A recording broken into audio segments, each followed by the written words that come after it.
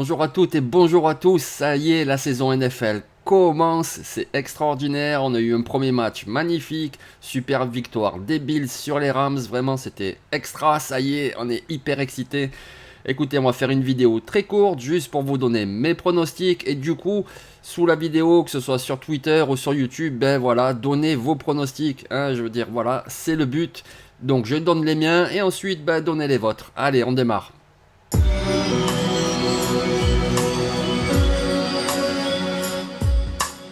L'affiche du Super Bowl, évidemment, personne n'en sait rien. Hein, qui aurait dit les Bengals l'année dernière avant le début de la saison? Nobody.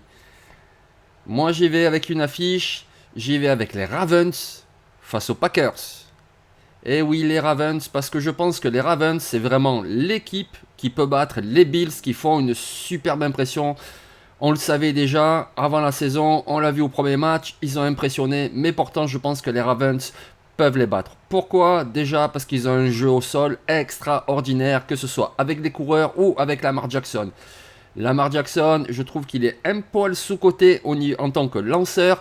Non, c'est pas Aaron Rodgers dont on parlera tout à l'heure, mais tout de même, c'est pas non plus le pire des lanceurs du monde, pas du tout. Et cette double menace, elle est extra. En attaque, en plus, la ligne offensive avec le retour de Stanley, ça devrait être beaucoup mieux. Ils ont donc des bons coureurs. Au niveau receveur, c'est pas extraordinaire, mais ça leur suffit. N'oubliez pas qu'ils jouent avec beaucoup de Titans. Ils en ont beaucoup de très bons. Mark Andrews, les deux rookies, Collard et Likely, gardez un œil sur eux. Moi, je pense que l'attaque des Ravens, c'est très bonne. Mais alors, la défense, laissez tomber cette défense. L'année dernière, la défense de course des Ravens était juste injouable. Injouable. La défense aérienne, c'était pas la même chose, mais alors attention, pour cette année, non seulement ils se sont renforcés à l'intersaison avec l'arrivée de Marcus Williams, qui est vraiment très très bon, la draft de Kyle Hamilton, mais aussi le retour de blessure de Marcus Peters. Donc défendre dans les airs, ils vont être bien meilleurs, donc une défense très complète, très difficile à jouer, et pour moi c'est vraiment ce qui va les conduire au Super Bowl. Cette attaque et cette défense. Donc moi je mise sur les Ravens. En face, je pense, les Packers. Pourquoi? Ben déjà parce qu'il y a le super quarterback Aaron Rodgers.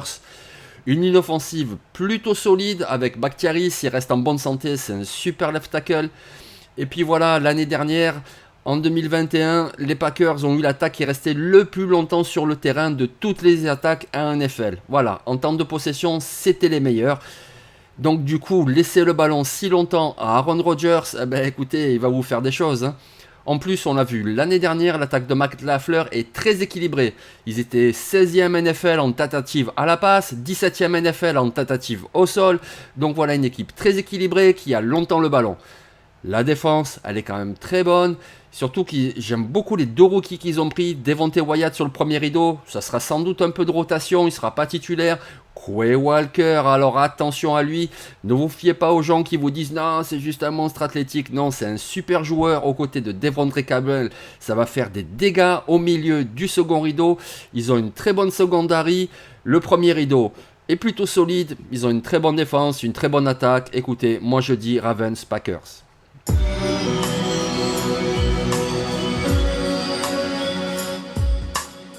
Même si je ne le vois pas aller au Super Bowl, je pense que Josh Allen va faire une saison de malade. Donc je le mets comme mon MVP. Le truc avec Josh Allen, c'est qu'il est grand, il est costaud, il a un super bon bras, il est mobile. Tout ça, on le voyait déjà à l'université de Wyoming. C'est d'ailleurs pour ça qu'il a été un choix du top 10. Par contre, ce qu'on ne voyait pas là-bas, c'est la capacité à avoir plusieurs lectures.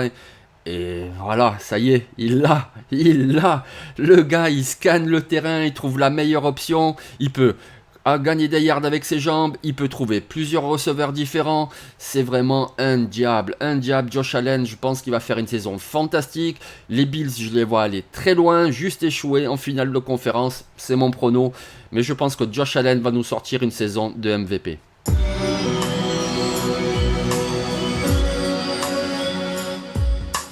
Joueur offensif de l'année, il y a plusieurs candidats, évidemment plusieurs possibilités, mais écoutez, si je vois les Ravens aller au Super Bowl, c'est parce que je pense que Lamar Jackson va tout casser en 2022, comme il avait fait déjà en 2019. Donc pour moi, joueur offensif de l'année, ce sera Lamar Jackson.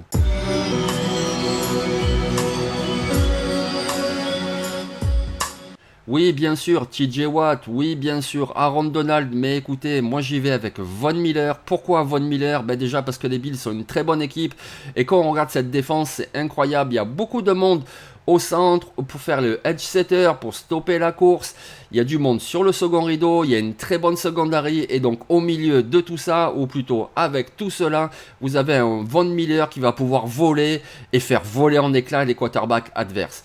Il est hyper rapide, il est fluide, il a de l'intelligence de jeu parce qu'il a beaucoup d'expérience, c'est un super joueur.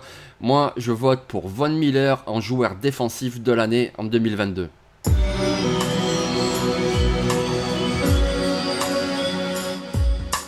Rookie offensif de l'année, franchement, moi, de base, c'était Brian Robinson des Commanders parce que c'est un super running back et je pense qu'il va faire beaucoup de dégâts à Washington. Je vote pas pour lui parce qu'il va rater au moins les 5-6 premiers matchs de la saison. Vous savez ce qui lui est arrivé, il s'est fait tirer dessus, etc. Donc du coup, je change mon fusil d'épaule et j'y vais sur Drake London des Falcons. Drake London avant la draft, c'était pas du tout mon receveur préféré, mais Drake London aux Falcons, ça va être l'option numéro 1. Donc du coup, il va avoir beaucoup de cibles. En plus, c'est quelqu'un qui est grand, qui est costaud, qui est bon dans les catchs contestés. Je pense qu'il va avoir de très grosses stats, qui va faire beaucoup de bien à cette attaque. Et donc du coup, ben voilà, je vote pour Drake London.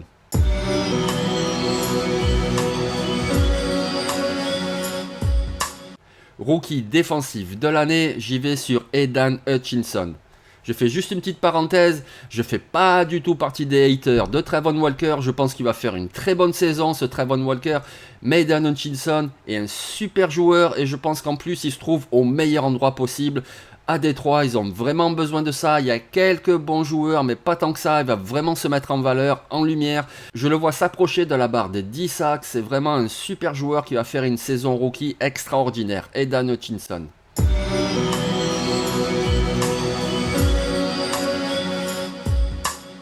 Enfin, le dernier trophée, le Comeback Player of the Year, c'est-à-dire un joueur qui a raté au moins une grande partie de la saison dernière.